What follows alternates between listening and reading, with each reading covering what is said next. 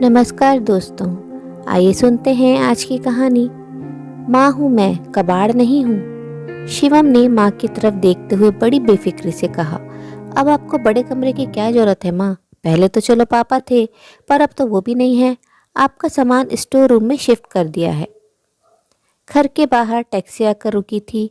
मोहना ने बाहर झांक कर देखा तो केतकी जी टैक्सी के बाहर निकलकर इंतजार कर रही थी कि घर में से कोई तो उन्हें लेने आए। लेकिन घर में बेटा शिवम, बहू मोहना दोनों मौजूद थे, पर किसी ने भी बाहर आने की जहमत नहीं उठाई। इतने में शिवम ने मोहना से पूछा, कौन है मोहना? और कौन होगा, तुम्हारी माँ है, कहकर वो दरवाजा खुला छोड़कर वापस अपने काम में लग गई। इधर शिवम ने भी ज़्यादा कुछ ध्यान नहीं दिया और अपना आईपीएल देखने में तल्लीन हो गया, जिसके लिए आज उसने छुट्टी ली थी। कुछ देर बाद केतकी जी इंतजार करती रहीं, पर टैक्सी वाले को तो वापस जाना था। उसने केतकी जी को टोका तो टैक्सी वाले को कहकर उन्होंने अपना सामान घर के दरवाजे तक रखवाया और उसे पैसे देकर घर में आ गई। केतकी जी पहले से काफ़ी कमज़ोर हो चुकी थी। जैसे तैसे कदम बढ़ाते हुए घर में प्रवेश किया। केतकी जी ने शिवम और मोना दोनों की तरफ देखा, लेकिन दोनों ने ही उनकी तरफ देखने की जहमत नहीं उठाई। दोनों की ऐसी बेरुखी देखकर उनका दिल रोने को हुआ।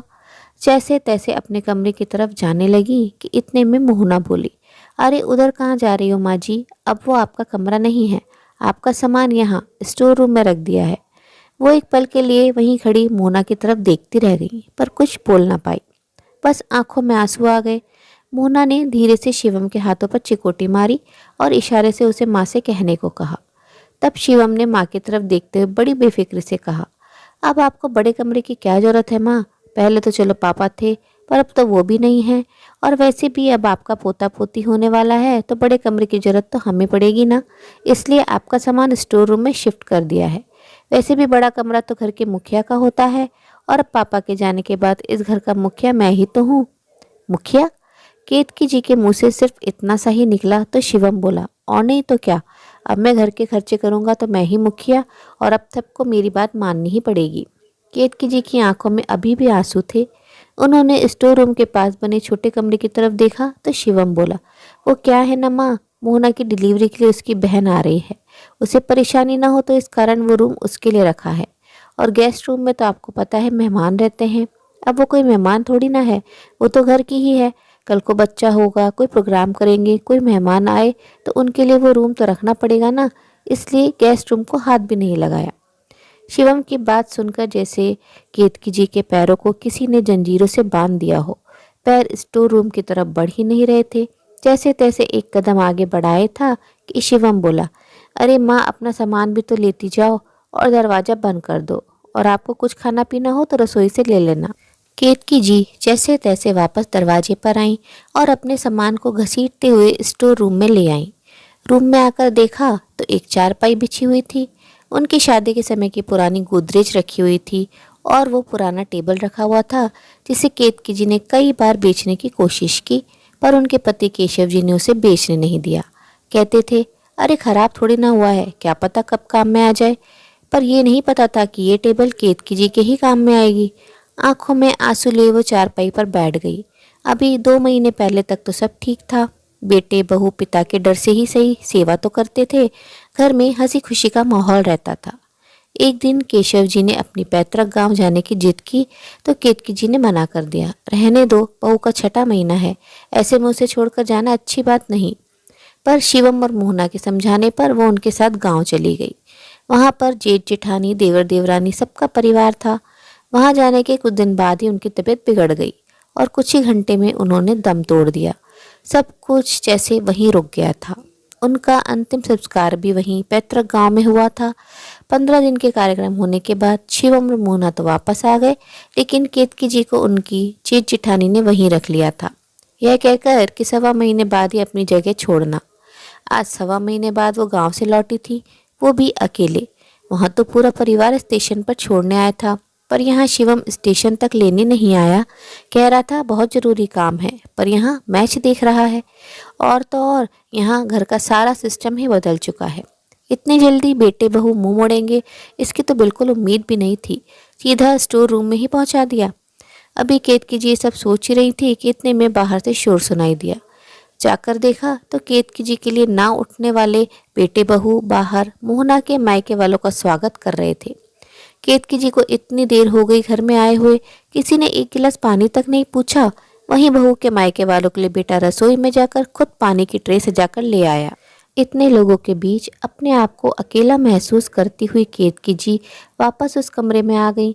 2 घंटे तक उसी कमरे में बैठी रही, लेकिन ना कोई चाय ना कोई नाश्ता खाना, कुछ भी नहीं। 2 घंटे बाद लगा कि मोहना के मायके वाले वापस जा चुके हैं। शायद वो उसकी बहन और मम्मी को छोड़ने आए थे, क्योंकि वो दोनों ही अब घर में मौजूद थी। उन्हीं की आवाज़ बाहर से आ रही थी। अब केतकी जी को भूख का एहसास हो रहा था। आखिर वो खुद ही उठी और रसोई घर में गई। रसोई में खाने के लिए कुछ भी नहीं था, खाना भी बाहर से मंगवाया गया था। वो झूठे बर्तन ये सब बता रहे थे। इतने में मोना रसोई में आई। क्या ढूंढ रही है माँ जी? देखिए खाना तो बचा नहीं और मुझे याद भी नहीं रहा आपके लिए खाना रखना था। आप दूध बिस्किट खा लीजिए या फिर अपने लिए कुछ बना लीजिए, मेरी हिम्मत नहीं है खाना बनाने की, कहकर मोना रसोई के बाहर आ गई। केतकी जी की भी हिम्मत नहीं थी खाना बनाने की। एक तो 1.25 महीने पहले का गम अभी तक दिल से गया नहीं था। अपने किसी प्रिय की मौत तो वैसे भी हिम्मत तोड़ देती है, फिर ये तो उनके पति थे। ऊपर से ट्रेन का सफ़र थका देने वाला था। हिम्मत होती भी कहाँ से। वो अपने लिए एक गिलास पानी लेकर वापस कमरे में आ गई। थोड़ी देर तक बैठी आंसू बहाती रही। फिर याद आया कि वहाँ से निकलते समय देवरानी ने खाना पैक करके दिया था, जिसमें से उन्होंने सिर्फ 2 रोटी ही खाई थी। बैग में से खाना निकाला, देखा तो सब्जी खराब हो चुकी थी, पर रोटियां सही सलामत थी। उन बची रोटियों से अपना पेट भर केतकी जी चारपाई पर लेट गई। काफ़ी देर तक वो करवटें बदलती रही। आखिर करवटें बदलते बदलते आंखों में आंसू लिए देर रात उन्हें नींद आ गई। इस कारण से सुबह नींद देर से खुली। उठकर बाहर आई तो देखा सब हंस बोल कर चाय नाश्ता कर रहे हैं। सबकी प्लेट में गर्मा गर्म पोहे और जलेबी नजर आ रहे थे। केतकी जी को देखते ही सब चुप हो गए। इतने में शिवम बोला, माँ आप अपने कमरे में बैठिए, आपका नाश्ता मैं कमरे में ही लेकर आता हूँ। उसकी बात सुनकर केतकी जी वापस कमरे में चली गई। थोड़ी देर बाद शिवम चाय नाश्ता लेकर कमरे में आया और केतकी जी को देखकर बोला, माँ ये नाश्ता कर लो और भगवान के लिए जहाँ तक हो सके अपने कमरे में ही रहो। केतकी जी हैरानी से शिवम की तरफ देखने लगी। उनके प्रश्नों को भांपते हुए शिवम बोला, देखो माँ मुझे पता है कि आपको पापा के जाने का बहुत दुख है, लेकिन कर भी कह सकते हैं, उनकी तो उम्र हो गई थी इसलिए वो चले गए। लेकिन आप यूँ दुखी चेहरा लेकर बार बार मोहना के सामने आओगे तो होने वाले बच्चे पर गलत असर पड़ेगा। इसलिए कह रहा हूँ आप अंदर ही रहो। और वैसे भी सब लोग कहते हैं कि एक विधवा। कहते कहते शिवम एकदम से रुक गया और वापस बाहर चला गया। केतकी जी शिवम की बात सुनकर बिल्कुल हैरान रह गईं। अब तो उनका दिल जोर जोर से रो रहा था। उन्हें समझ ही नहीं आ रहा था कि उनके बेटे में दिल है या पत्थर। वो अपनी माँ के लिए ऐसा कैसे सोच सकता है? उसकी माँ विधवा है तो उसका साया वो अपनी पत्नी और होने वाले बच्चे पर नहीं पड़ने देना चाहता। अभी 2 दिन में उसने मुझे इतना कुछ दिखा दिया तो ये तो मेरी जिंदगी नरक बना देगा। सोच सोच कर केतकी जी से चाय नाश्ता भी नहीं करते बना। उनकी रुलाई फूट पड़ी। वो इतनी जोर जोर से रो रही थी, पर उन्हें चुप कराने के लिए कोई भी कमरे में नहीं आया। आखिरकार काफ़ी देर तक रो लेने के बाद खुद ही थक हार कर चुप हो गई। अपने पल्लू से अपने आंसू खुद ही पोंछ लिए। आखिर काफ़ी देर तक मौन रहने के बाद केतकी जी एक निर्णय पर पहुंची। आखिर रात को जब शिवम अपने ऑफिस से वापस घर आ गया, उसके बाद बाहर वाले कमरे में बैठकर सब लोग हंसी मजाक कर रहे थे। उस समय केतकी जी भी उस कमरे में आ गई और वहीं सोफे पर आकर बैठ गई। उनके आते ही सब लोग चुप हो गए, जबकि शिवम ने घूर कर केतकी जी को देखा, जैसे कह रहा हो, सुबह समझाया था ना, फिर यहाँ क्यों आए हो? लेकिन केतकी जी चुपचाप शिवम की तरफ देख रही थी। आखिर शिवम को बोलना ही पड़ा, माँ आपको सुबह समझाया था ना, फिर क्यों आई हो आप बाहर? कहा था ना आपका साया मेरे बच्चे के लिए ठीक नहीं है।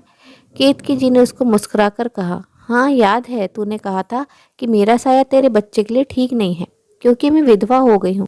पर बेटा, जब मेरा साया तेरी पत्नी और बच्चे पर ठीक नहीं है तो अपनी पत्नी को यहाँ से लेकर तो कहीं और चला जा। केतकी जी की बात सुनकर शिवम भड़क गया। मैं क्यों घर छोड़कर जाऊंगा?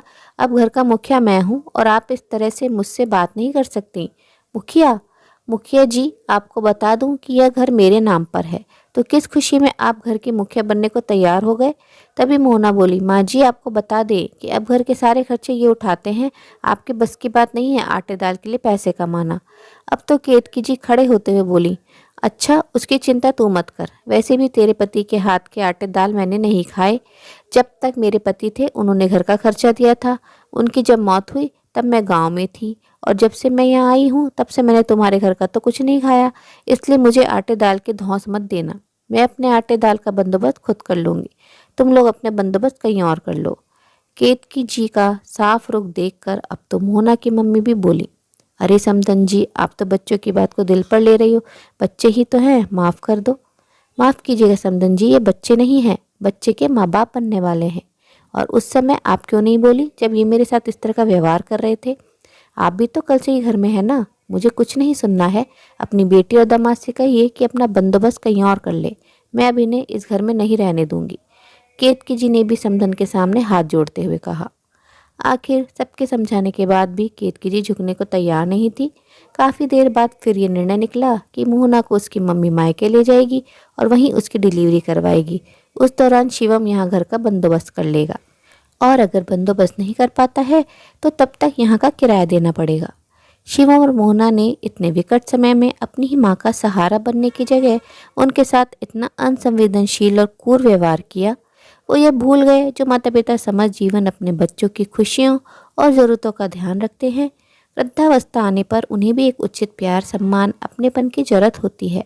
वे घर में रखा कबाड़ नहीं जिसे समय के साथ अनुपयोगी समझकर हटाया जा सके, बल्कि उनका साथ और आशीर्वाद तो सोने के समान है, जिसे जितना जतन से संभाल कर रखो तो उसकी कीमत और चमक हमेशा बढ़ती ही है, कभी कम नहीं होती। उम्मीद है दोस्तों कहानी आपको पसंद आई होगी। कहानी अच्छी लगी हो तो अपनी राय कमेंट बॉक्स में ज़रूर साझा करें और अपने मित्रों और प्रियजनों के साथ भी शेयर ज़रूर करें। दोस्तों आपसे अनुरोध है, अगर आप चैनल पर नए हैं तो ऐसी ही नई नई जीवन से जुड़ी कहानियाँ सुनते रहने के लिए चैनल को सब्सक्राइब जरूर करें। कहानी अंत तक सुनने के लिए आप सभी का दिल से बहुत बहुत शुक्रिया। तो फिर मिलते अगली कहानी में, तब तक आप लोग अपना ध्यान रखिए, खुश रहिए, ऐसे ही कहानियाँ सुनते रहिए।